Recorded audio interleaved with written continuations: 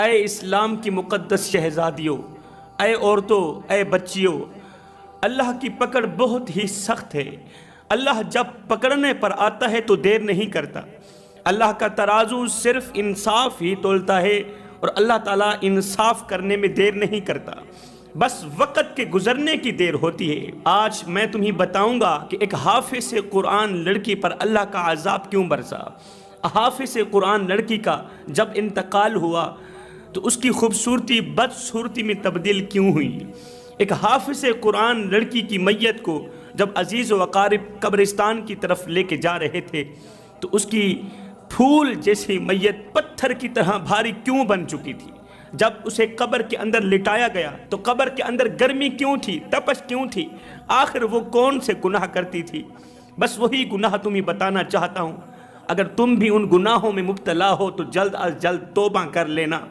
سب سے پہلے تو میں شکر ادا کرتا ہوں اس پروردگار عالم کا جس نے ہمیں دیکھنے کے لیے آنکھیں دیں، سننے کے لیے کان دیے، بولنے کے لیے زبان دی۔ یہی آنکھیں نابینا کے پاس بھی ہیں، نابینا انسان کے پاس بھی ہیں، مگر ان میں دیکھنے کی صلاحیت نہیں۔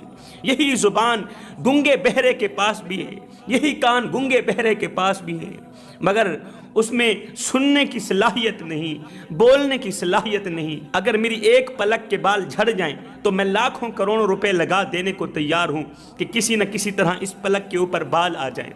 قبلہ یہ پلکیں، یہ آنکھیں، یہ زبان، یہ کان، یہ دل، یہ گردے، یہ پھیپھڑے، یہ ہاتھ، یہ پیر، یہ وہ قیمتی مٹیریل ہے جو لاکھوں کروڑوں سے بھی زیادہ قیمتی ہے۔ مزے کی بات نہ بتاؤں، میرے اللہ نے مجھے مفت میں دے دیا، سب کچھ فری میں دے دیا، اور کبھی اس کا بل تک نہیں مانگا۔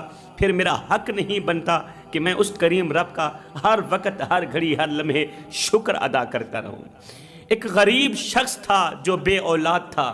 آج میں تمہیں ایک ایسی عبرتناک کہانی سنانے جا رہا ہوں، ایک ایسی عبرتناک کہانی سنانے والا ہوں۔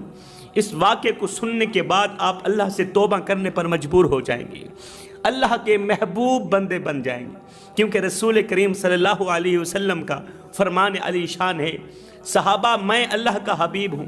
میرے نبی نے فرمایا میں اللہ کا حبیب ہوں، پھر فرمایا جو جوان جوانی میں توبہ کرتا ہے وہ بھی اللہ کا حبیب بن جاتا ہے۔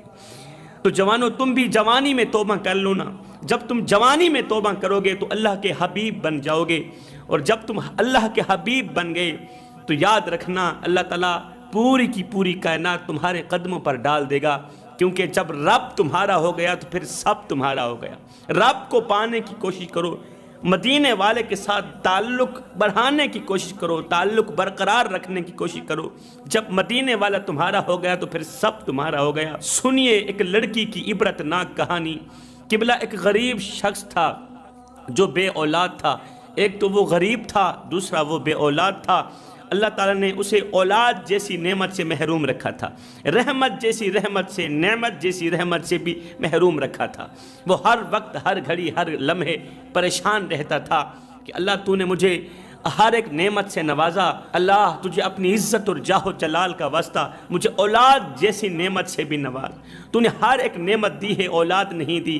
اسی اولاد کے نہ ہونے کی وجہ سے، اس نعمت کے نہ ہونے کی وجہ سے میں ہر وقت، ہر گھڑی پریشان حال رہتا ہوں۔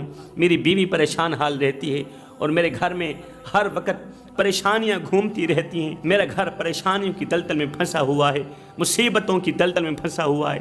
اللہ تو مجھ پہ مہربانی فرما، تو مجھے اولاد عطا کر۔ پیروں کے پاس جاتا ہے، درباروں پر منتیں مانتا ہے، منتیں مان مان کر تھک گیا۔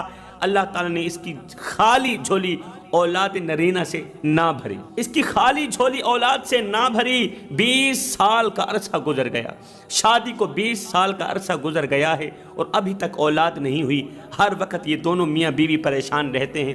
اللہ اکبر۔ اسی کے علاقے میں ایک گنہگار عورت رہتی تھی، اسی بے اولاد شخص کے علاقے میں ایک گنہگار عورت تھی، بدکار تھی۔ اس کا غیر محرم مردوں کے ساتھ تعلق تھا، غیر محرم لڑکوں کے ساتھ وہ تعلقات بڑھاتی رہتی تھی، غیر محرم مردوں کو اپنے گھر میں بلاتی، ان سے نفسانی خواہشات پوری کرواتی، ان سے پیسے بٹورتی۔ یہی اس کا بزنس تھا، یہی اس کا کاروبار تھا۔ اے اسلام کی مقدس شہزادی، اور زندگی میں کبھی بھول کر کے بھی اپنے اوپر کبھی گندی مکھی نہ بیٹھنے دینا، اپنے اوپر گندی مکھی مت بیٹھنے دینا۔ اگر تمہارے اوپر گندی مکھی بیٹھ گئی تو یاد رکھنا پھر معاشرے میں تمہیں کوئی بھی قبول کرنے کے لیے تیار نہیں ہوگا، تم معاشرے میں ذلیل ہو جاؤ گی، رسوا ہو جاؤ گی۔ اگر گندی مکھی تمہارے اوپر بیٹھ گئی تو پھر تمہاری کوئی قدر و قیمت نہیں رہے گی۔ اے اسلام کی مقدس شہزادی سن، غلاف جب بھی چڑھتا ہے قرآن مجید پر چڑھتا ہے، غلاف جب بھی چڑھتا ہے کعبہ شریف پر چڑھتا ہے، مقدس چیز پر چڑھتا ہے، پاک چیز پر چڑھتا ہے۔ اگر تو بھی خود کو قیمتی بنانا چاہتی ہے، کیونکہ قیمتی چیز پردے میں چھپی ہوئی ہوتی ہے، اگر تو بھی خود کو قیمتی بنانا چاہتی ہے تو پھر پردے کے اندر چھپ جا، پھر کبھی بھی اپنے اوپر گندی مکھی نہیں بیٹھنے دینی۔ جب تو خود کو قیمتی بنا دے گی، جب سر سے لے کر پیروں تک حیا کے دامن میں چھپ جائے گی، پردے کے اندر چھپ جائے گی، پھر دنیا والوں کے سامنے تو کیا اللہ کے سامنے بھی تیری قدر و قیمت بڑھ جائے گی۔ اللہ اکبر۔ یہ گنہگار عورت لوگوں سے گناہ کرواتی تھی، زنا کرواتی تھی۔ ایک دن کسی کے ساتھ اس نے اپنا منہ کالا کیا، کسی کے ساتھ اس نے گناہ کیا۔ حضرت سیدنا علی المرتضیٰ شیر خدا کرم اللہ وجہ الکریم نے فرمایا، ایک سیکنڈ کی لذت کے پیچھے گناہ مت کرو، لذت کے پیچھے، لذت کی آڑ میں آ کر لذت کو حاصل کرنے کے لیے گناہ مت کرو، کیونکہ لذت ختم ہو جائے گی۔ ایک لمحے کے بعد، ایک سیکنڈ کے بعد، ایک منٹ کے بعد لذت ختم ہو جائے گی اور گناہ ہمیشہ کے لیے باقی رہے گا۔ تو فرمایا لذت کے پیچھے گناہ مت کرو۔ لذت کی آڑ میں آ کر اس نے گناہ کبیرہ کیا، کسی کے ساتھ زنا کیا، تو یہ گناہ حمل کی شکل اختیار کر گیا۔ اس گنہگار عورت کو حمل ٹھہرا، حمل ٹھہرنے کے باوجود بھی یہ گناہ میں مبتلا رہی۔ غیر محرم مردوں کو اپنے گھر میں بلاتی، ان سے غلط تعلقات قائم کرتی، ان سے گناہ کرتی، اللہ اکبر، نفسانی خواہشات پورا کرتی۔ اقبال نے کیا خوب کہا تھا، ایسا نہیں کہ نفس کا شیطان مر گیا، شیطان تو ہے زندہ، انسان مر گیا، سجدوں پہ سر جھکانے کی فرصت نہیں رہی، مومن کی روح میں بسا مسلمان مر گیا۔ ارے مسجد تو پکی بن گئی اور شاندار بھی، کچی ہیں رب سے چاہتے، ایمان مر گیا، حیرت ہے تیری قسمت پہ اے اقبال، پیدا ہوا تھا خوشنما ویران مر گیا۔ ہر ایک سے اپنی نفسانی خواہشات پورا کرواتی رہی، لوگوں سے پیسے لیتی رہی، کاروبار چلتا رہا۔ اس حمل کو 9 ماہ ہو گئے۔ 9 ماہ کے بعد اس حمل سے اسے بچی پیدا ہوئی، اس نے بچی کو جنم لیا۔ موت کسی اذیت پا کر جب بچی اس کے پیٹ سے اس کی گود میں آئی تو سوچنے لگی کہ کیوں نہ اسے جان سے مار ہی ڈالوں تو بہتر رہے گا، جان سے مار ہی ڈالوں، اگر لوگوں نے دیکھ لیا تو کیا کہیں گے، پھر تو میں معاشرے میں ذلیل و خوار ہو جاؤں گی، یہ گناہ لوگوں کے سامنے عیاں ہو جائے گا، پھر میں کسی کو منہ دکھانے کے قابل نہیں رہوں گی۔ اب تک تو جو ہو رہا ہے چھپ چھپ کے ہو رہا ہے نا، جب یہ گناہ ظاہر ہوگا تو لوگ مجھ پر طرح طرح کی باتیں کریں گے۔ اچانک اس کے دماغ میں ایک سوچ آئی کہ اسے اپنے ہاتھوں سے نہیں مارتی، اسے اپنے ہاتھوں سے نہیں مارتی، اسے جا کر ویرانے میں پھینک آتی ہوں، وہاں کتے بلے کھا جائیں گے اور یہ ختم ہو جائے گی، اور میں ضلالت سے بھی بچ جاؤں گی اور میرا گناہ بھی چھپ جائے گا۔ اس کم بخت اور گنہگار عورت نے اس ننھی سی جان کو رات کی تنہائی میں اٹھایا، ویرانے میں جا کر پھینک کر گھر واپس آ گئی۔ اللہ کا کرنا ایسا ہوا، یہ وہی علاقہ تھا، وہی ویرانہ تھا جس کے بالکل قریب اس بے اولاد شخص کا گھر تھا، جو ہر وقت اولاد نرینہ کے لیے پریشان رہتا تھا، جو ہر وقت اولاد کے لیے پریشان رہتا تھا۔ ویرانے کے بالکل قریب اس کا گھر تھا۔ اتنے میں صبح کا سورج طلوع ہوا، فجر کا سورج طلوع ہوا۔ سورج کے طلوع ہو جانے کے بعد یہ غریب شخص چہل قدمی کے لیے، ٹھنڈی ٹھنڈی ہوا چل رہی تھی، اپنے گھر سے باہر نکلا۔ 4-5 قدم آگے بڑھا ہی تھا کہ اچانک اسے ننھی سی جان کی رونے کی آواز آئی، بچی کے رونے کی آواز آئی۔ ادھر کو دیکھتا ہے، ادھر کو دیکھتا ہے کہ اس ویرانے میں بچے کی رونے کی آواز کہاں سے آئی۔ جب غور کیا تو دور سے جھاڑی کے نیچے ایک ننھی سی بچی پڑی ہوئی ہے جو رو رہی ہے، چیخ رہی ہے۔ اس شخص نے دوڑتے ہوئے اس بچی کو اٹھایا، اٹھاتے ہوئے غور کیا یہ ننھی سی جان، یہ بیٹی ہے، یہ ننھی سی جان بچی ہے۔ دوڑ کر اپنے گھر کی طرف روانہ ہوا۔ اس کی بیوی گھر کے صحن میں بیٹھی رو رہی تھی کہ اللہ مجھے اولاد کیوں نہیں دیتا، اللہ مجھے اولاد دے، میری خالی جھولی بھر دے، میری سوکھی جھولی ہری فرما۔ جاتے ہی اس نے اس بیٹی کو بیوی کی گودی میں ڈال دیا، کہا اللہ تعالیٰ نے ہمیں بغیر محنت کے اولاد دے دی، اللہ تعالیٰ نے بغیر کسی تکلیف کے اللہ تعالیٰ نے بغیر کسی درد کے تجھے اولاد دی ہے اور تو اللہ تعالیٰ کا شکر ادا کر۔ قصہ مختصر جوانوں، یہ شخص کماتا رہا، محنت مزدوری کرتا رہا، کڑکتی دھوپ میں تتی ریت پہ لکڑیاں چنتا رہا، اوور ٹائم لگاتا رہا کہ مجھے کچھ ملے نہ ملے میری بیٹی کو روٹی کا ٹکڑا مل جائے، مجھے کچھ ملے نہ ملے میرے بچے کو کھانے کو کچھ مل جائے۔ وقت گزرتا گیا، یہ بچی آج چھوٹی کل بڑی، آج چھوٹی کل بڑی۔ جب اس نے جوانی کی دہلیز پر قدم رکھا تو یہ اس قدر خوبصورت بنی، اللہ تعالیٰ نے اسے اس قدر حسن دیا تھا کہ ہر دیکھنے والی آنکھ دنگ رہ جاتی، ہر دیکھنے والی آنکھ حیران رہ جاتی، جو بھی اسے دیکھتا بس دیکھتا ہی رہ جاتا، جو بھی اسے دیکھتا دوسری بار دیکھنے کی خواہش کرتا تھا۔ یہ کوئی حسین و جمیل تھی؟ یہ تو چاند کا ٹکڑا تھی جسے چاند بھی دیکھے تو شرما جائے، اس قدر حسین و جمیل تھی۔ مگر افسوس، جوانی کی دہلیز پر قدم رکھتے ہی اس نے 3 گناہ بڑے شوق سے کرنے شروع کر دیے، 3 گناہ بڑے شوق سے کرتی رہی۔ ہائے، ان 3 گناہوں نے اس کی عمر میں سے برکت ختم کر ڈالی، ان 3 گناہوں نے اس کی عمر میں سے برکت ختم کر دی، اس کے چہرے کی نورانیت چھین لی۔ ان 3 گناہوں نے اسے ایک ایسی مہلک بیماری میں مبتلا کیا کہ پھر اسے شفا نہ ملی، پھر اسے صحت نہ ملی۔ اتنے میں زندگی کا سورج بھی غروب ہو گیا، موت کا فرشتہ آیا، 3 گناہوں میں مبتلا ہونے والی لڑکی کے منہ پر ایک تھپڑ مارا، موت کا روح نکال کر چلا گیا۔ یہ خوبصورت حسین و جمیل لڑکی 3 گناہوں کی وجہ سے موت کی آغوش میں چلی گئی۔ جب یہ مر گئی، جب اس کی ماں اسے غسل دینے لگی، جب ماں نے پھٹے پر لٹایا غسل دینے کے لیے، کفن دینے کے لیے، تو ماں نے غور کیا بیٹی کا حسین و جمیل چمکتا ہوا چہرہ تاریکی کی طرف جا رہا ہے، اندھیرے کی طرف جا رہا ہے، خوبصورتی بدصورتی میں تبدیل ہونے لگی۔ ماں دیکھ کر دنگ رہ گئی، حیران رہ گئی، اللہ یہ کیا ہو گیا؟ خیر، جب اس کے باپ نے، عزیز و اقارب نے اسے کندھا دیا، اس کی میت کو اٹھا کر جنازہ گاہ کی طرف، قبرستان کی طرف جانے لگے تو باپ نے غور کیا، پھول جیسی بیٹی کا وزن بڑھ چکا ہے، لاش بہت بھاری ہو چکی ہے، ایسا لگتا ہے جیسے 4 پئی کے اوپر میت نہیں پڑی بلکہ اس کے اوپر کوئی بھاری وزنی پتھر پڑا ہے۔ بڑی مشکل سے عزیز و اقارب اور لڑکی کا باپ اسے اٹھا کر قبرستان پہنچا۔ جب اس لڑکی کی تدفین کرنے لگے، دفن کرنے لگے، تو باپ نے غور کیا، قبر کے اندر اندھیرا ہی اندھیرا تھا، قبر کے اندر گرمی ہی گرمی تھی، قبر کے اندر تپش ہی تپش تھی۔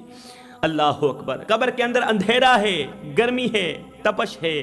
میرے رسول کریم صلی اللہ علیہ وسلم نے فرمایا، صحابہ، قبر روزانہ آواز دیتی ہے، او میرے اوپر چلنے والے، او اکڑ اکڑ کر چلنے والے، میرے اندر اندھیرا ہی اندھیرا ہے، روشنی لے کر آنا، میرے اندر گرمی ہے، میرے اندر تپش ہے، میرے نیچے آگ کا بستر، اوپر آگ کا بستر، دائیں بائیں آگ ہی آگے، حفاظتی اقدامات لے کر آنا۔ قبر روزانہ آواز دیتی ہے مگر ہمارے کان قبر کی آواز کو سن نہیں سکتے، ہمارے کانوں میں وہ صلاحیت نہیں جو قبر کی مٹی کی آواز سن سکے۔ بڑی مشکل سے اس لڑکی کو قبر کے اندر دفن کیا۔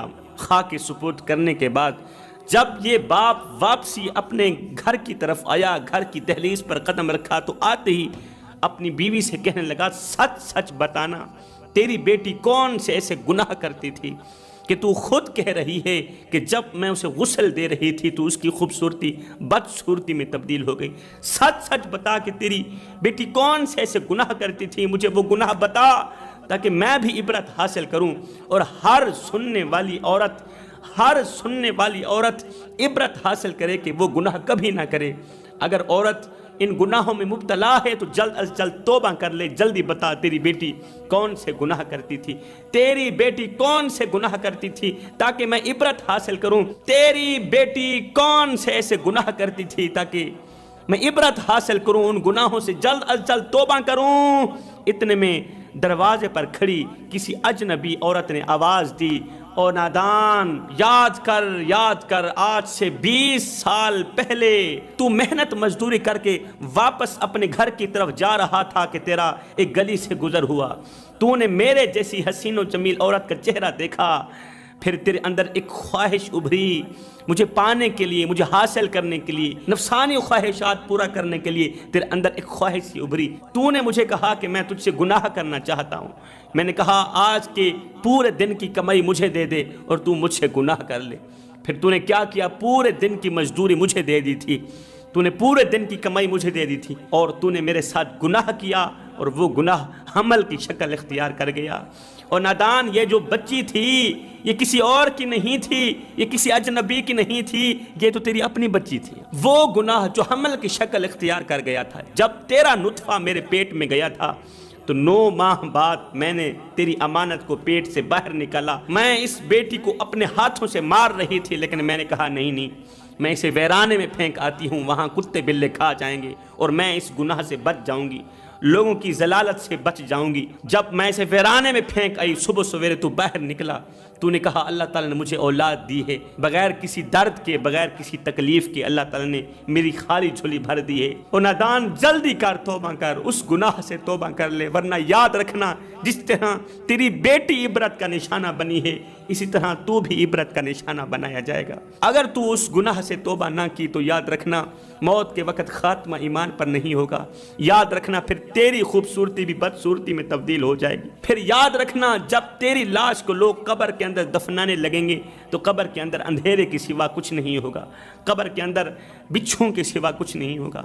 تو نے جو میرے ساتھ گناہ کیا تھا، میں نے ایک سے نہیں، میں نے ہزاروں سے گناہ کروایا، مگر میں نے بچی کو جننے کے بعد، اسے ختم کرنے کے بعد اللہ سے پکی توبہ کی تھی۔ اس توبہ کے بعد آج تک میں نے ایک گناہ بھی نہیں کیا، میں نے اللہ سے پختہ توبہ کی، اور میں دعا کرتی ہوں اللہ میری توبہ قبول فرمائے۔ اور نادان، تیرے آگے گزارش یہ ہے، تیرے آگے درخواست یہ ہے کہ جلدی سے تو بھی توبہ کر لے، ورنہ یاد رکھ وہ دن آنے والا ہے، وہ دن آنے والا ہے کہ جب تجھے عبرت کا نشانہ بنا دیا جائے گا۔ ہائے، اس نادان شخص نے دونوں ہاتھ اٹھائے، اللہ سے پختہ توبہ کی۔ پختہ توبہ کرنے کے بعد اس نے اپنی بیوی سے پوچھا، اب تو بھی بتا دے کہ وہ لڑکی کون سے گناہ کرتی تھی کہ موت کے بعد اس کی خوبصورتی بدصورتی میں تبدیل ہو گئی۔ اس کی لاش بھاری بن چکی تھی اور قبر کے اندر اندھیرا ہی اندھیرا تھا، تپش ہی تپش تھی۔ تو اس لڑکی کی ماں نے کہا کہ میری بیٹی 3 گناہ بڑے شوق سے کرتی تھی۔ نمبر 1، اس کا غیر محرم مردوں سے تعلق تھا، غیر محرم نوجوانوں سے تعلقات تھے۔ یہ بھی اسی ماں کی طرح، جس ماں کے پیٹ سے باہر نکلی تھی، اسی کی طرح مختلف لڑکوں سے گناہ کرتی تھی۔ ہمارے علاقے کا جو سب سے بڑا سردار ہے، اس کے بیٹے کے ساتھ اس کی دوستی تھی، اس کا یارانہ تھا۔ وہ راتوں کی تنہائیوں میں اسے ملنے کے لیے آتا تھا۔ میں اچھی طرح جانتی تھی، جاننے کے باوجود بھی میں تمہیں نہ بتا سکی، اس لیے کہ سردار کے بیٹے نے مجھے دھمکی لگائی ہوئی تھی، اگر تو نے اس کے باپ کو کچھ بھی کہہ دیا تو تجھے جان سے مار دوں گا۔ دوسرا گناہ یہ، مجھے مارتی تھی، مجھے دکھ دیتی تھی، مجھے درد دیتی تھی۔ میں ہر وقت پریشان جو رہتی تھی نا، وہ اسی بیٹی کے لیے پریشان رہتی تھی کہ یہ ان گناہوں میں کیوں مبتلا ہو گئی۔ تیسرا گناہ، جب میں اسے کہتی تھی جب تم مرے گی تو اللہ کو کیا منہ دکھائے گی، تو یہ کہتی تھی نہیں خدا تو ہے ہی نہیں، یہ خدا کے وجود کو ہی نہیں مانتی تھی۔ یہ 3 گناہ بڑے شوق سے کرتی تھی، اور ان 3 گناہوں نے موت کے وقت اسے عبرت کا نشانہ بنا دیا۔ موت کے وقت اس کی خوبصورتی بدصورتی میں تبدیل کر دی، اور اس کی قبر کو جہنم کے گڑھوں میں سے گڑھا